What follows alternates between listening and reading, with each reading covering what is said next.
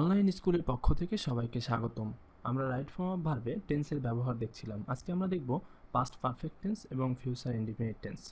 তো প্রথমে past perfect টেন্সের ভার্বের অংশটুকুর গঠন লিখি, হ্যাড প্লাস V3।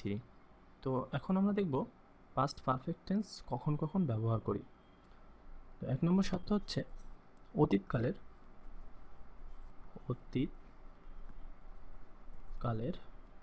দুটি কাজের মধ্যে যেটি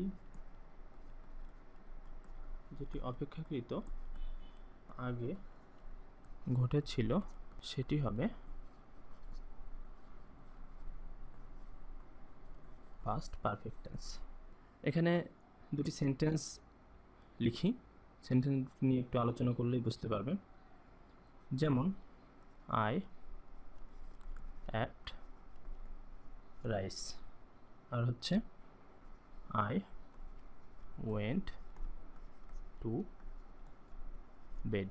এই দুটি সেন্টেন্সই অতীতকালের ঘটনা এবং দুটি পাস্ট ইনডিফিনিট টেন্সে লেখা হয়েছে। আমি আই অ্যাট রাইস, আমি ভাত খেয়েছিলাম। আই ওয়েন্ট টু বেড, আমি বিছানায় গিয়েছিলাম বা ঘুমাতে গিয়েছিলাম। তো অতীতকালের দুটি কাজের মধ্যে যেটি অপেক্ষাকৃত আগে ঘটেছিল সেটি হবে পাস্ট পারফেক্ট টেন্স। এই দুইটা সেন্টেন্সকে যদি আমি যুক্ত করতে চাই তাহলে এর অর্থটা কী হবে? অর্থটা হবে হচ্ছে আমি ভাত খাওয়ার পর বিছানায় গিয়েছিলাম। তাহলে আমি ভাত খাওয়ার পর বিছানায় গিয়েছিলাম, এখানে কোন কাজটা আগে হচ্ছে? নিশ্চয়ই এই কাজটা আগে হচ্ছে, আমি ভাত খাওয়ার পর। তো এটি হবে পাস্ট পারফেক্ট টেন্সে। তাহলে হবে কি? I had eaten rice. আমি যদি এটা যুক্ত করতে চাই বিফোর দিয়ে, before I went to bed, before I went to bed. তাহলে কি বোঝা গেল? যে সাধারণত পাস্ট পারফেক্ট টেন্স অতীতকালের দুটি কাজ একসাথে হলে সাধারণত পাস্ট পারফেক্ট টেন্সের ব্যবহারটা হয়। তো এখানে যে কাজটি আগে সম্পন্ন হয়েছে সেটির সাথেই সাধারণত পাস্ট পারফেক্ট টেন্স হবে। পাস্ট পারফেক্ট টেন্সের ব্যবহার মূলত এরকমভাবেই আসে।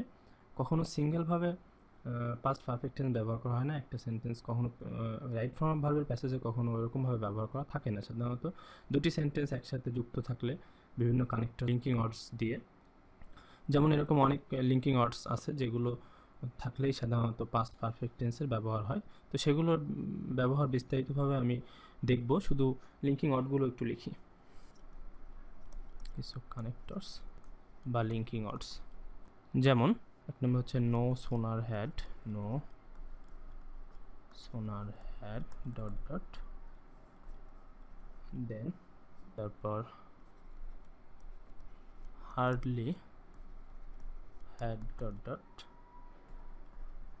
when, scarcely had dot dot before বা when। তারপর আরও আছে এই তিনটার ক্ষেত্রে, এছাড়া আরও আছে যেমন ইফের ক্ষেত্রে, তারপর একটু আগে দেখলাম আফটার বিফোরের ক্ষেত্রে, আফটার অথবা বিফোরের ক্ষেত্রেও পাস্ট পারফেক্ট টেন্স ব্যবহার করা হয়। এছাড়া অ্যাজ, ইফ অথবা অ্যাজ দো এর ক্ষেত্রে, তারপর এছাড়া সিন্সের ক্ষেত্রেও ব্যবহৃত হয়। তো সাধারণত এগুলোর ক্ষেত্রে আমরা পাস্ট পারফেক্ট টেন্সের ব্যবহারটা দেখে থাকি। তো এগুলো যদি কোনো রাইট ফর্ম অফ ভার্বের শূন্যস্থানের মধ্যে এসে থাকে তাহলেই পাস্ট পারফেক্ট টেন্সের ব্যবহার হয়ে থাকে। তো পাস্ট পারফেক্ট টেন্সের যদি অর্থ করি, যদি সিঙ্গেল কোনো সেন্টেন্সের অর্থ করি তাহলে অর্থটা হয় এরকম যে, যেমন আমি ভাত খাইয়াছিলাম বা খেয়েছিলাম। তো এই সেন্টেন্সগুলো সাধারণত পাস্ট ইনডিফিনিট টেন্সে লেখা যায়। এজন্য মূলত এই সেন্টেন্সগুলোর পাস্ট পারফেক্ট টেন্সে লেখার প্রয়োজন পড়ে না। সাধারণত কানেক্টরস দিয়ে যুক্ত করলেই এই পাস্ট পারফেক্ট টেন্সে লেখার প্রয়োজন পড়ে। যেমন আমি যদি এই সেন্টেন্সটাকে লিখি, আই হ্যাড ইটেন রাইস, অথবা আমি যদি এই সেন্টেন্সটাকে লিখি আই অ্যাট রাইস, তাহলেও সেন্টেন্সটা হয়ে যায়। তো এই জন্য মূলত পাস্ট পারফেক্ট টেন্স এরকম সিঙ্গেলভাবে ব্যবহার করা হয় না, সাধারণত কানেক্টরস দিয়ে যুক্ত থাকলে ব্যবহার করা হয়। এবার পাস্ট পারফেক্ট টেন্সের আরেকটি ব্যবহার দেখব, ন্যারেশনের ইনডিরেক্ট স্পিচে। ন্যারেশনের ইনডিরেক্ট স্পিচে অতীতকালের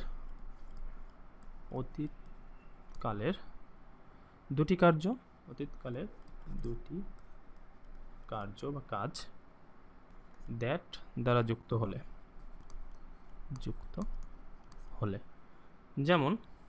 যেমন Ali said that he had done the work।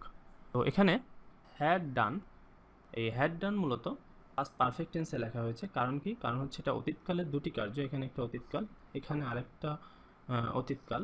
তো এটা যদি আমি ইনডিরেক্ট স্পিচ না লিখে ডিরেক্ট স্পিচে লিখতাম তাহলে এখানে পাস্ট ইনডিফিনিট টেন্সে থাকতো। তো পাস্ট ইনডিফিনিট আমরা ন্যারেশনের নিয়মকানুন যখন পড়বো তখন এই জিনিসটা আরও বেশি ক্লিয়ার হয়ে যাবে আমাদের কাছে। তো পাস্ট ইনডিফিনিট টেন্স থেকে যখন ইনডিরেক্ট স্পিচে লেখা হয় তখন পাস্ট পারফেক্ট টেন্সে হয়।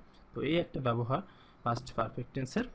পাস্ট পারফেক্ট টেন্সের পরে আছে হচ্ছে পাস্ট পারফেক্ট কন্টিনিউয়াস টেন্স, যেটার ব্যবহার রাইট ফর্ম অফ ভার্বে নেই সাধারণত। এরপরে আমরা দেখব future indefinite tense. Future indefinite tense. তো প্রথমে আমরা গঠনটা লিখি। গঠন হচ্ছে শ্যাল অথবা উইল প্লাস ভিয়ন। তো কখন আমরা ফিউচার ইনডিফিনিট টেন্স ব্যবহার করি সেটা দেখব। সাধারণত ভবিষ্যতে কোনো কাজ সংঘটিত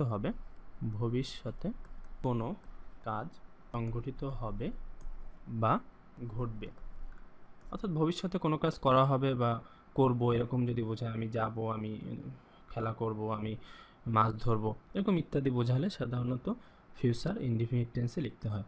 তো যদি একটা উদাহরণ দেখি, যেমন আই ড্যাশ ব্র্যাকেটে আছে go to market, I will buy a pen.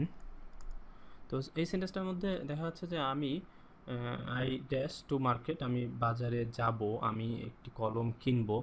তো এরকম সেন্টেন্সটার এখানে যেহেতু পাস্ট টেন্সে আছে, এটা ফিউচার ইনডিফিনিট টেন্সে আছে, তো ভবিষ্যতের একটা ঘটনা, তো এটাও ভবিষ্যতে হবে, ভবিষ্যতে কোনো কাজ সংঘটিত হবে, অর্থাৎ আমি বাজারে যাব, আমি একটি কলম কিনবো, সেজন্য হবে হচ্ছে উইল প্লাস ভিয়ন। যেহেতু ফিউচার ইনডিফিনিট টেন্সের গঠন হচ্ছে উইল প্লাস ভিয়ন, উইল গো, অর্থাৎ I will go to market. তো ফিউচার অর্থাৎ ভবিষ্যৎ নির্দেশক কিছু শব্দ রয়েছে, যে শব্দগুলো থাকলেই সাধারণত আমরা ফিউচার ইনডিফিনিট টেন্সে লিখে থাকি। তো সেই শব্দগুলো হচ্ছে কি, যেমন ভবিষ্যৎ নির্দেশক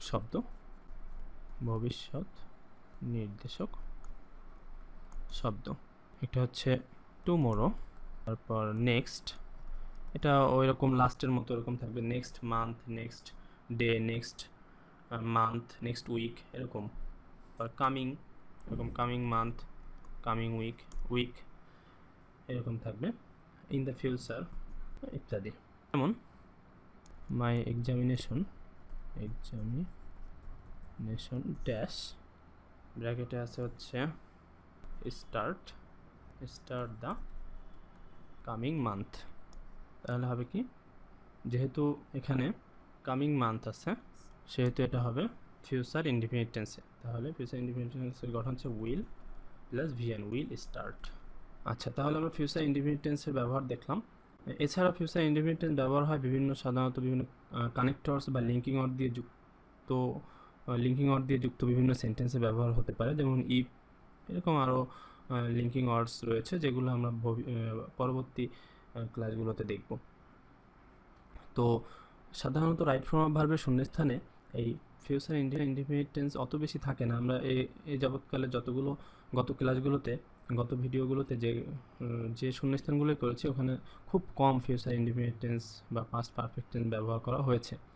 তো ফিউচার ইনডিফিনিট টেন্সের তিনটি ভাগ রয়েছে, অর্থাৎ future continuous tense, future perfect tense, future perfect continuous tense. এই তিনটার ব্যবহার একেবারেই নেই বললেই চলে। রাইট ফর্ম অফ ভার্বের। সুতরাং রাইট ফর্ম অফ ভার্ব করার জন্য যতটুকু জানা দরকার ততটুকু মোটামুটি আমাদের শেখানো হয়ে গেছে।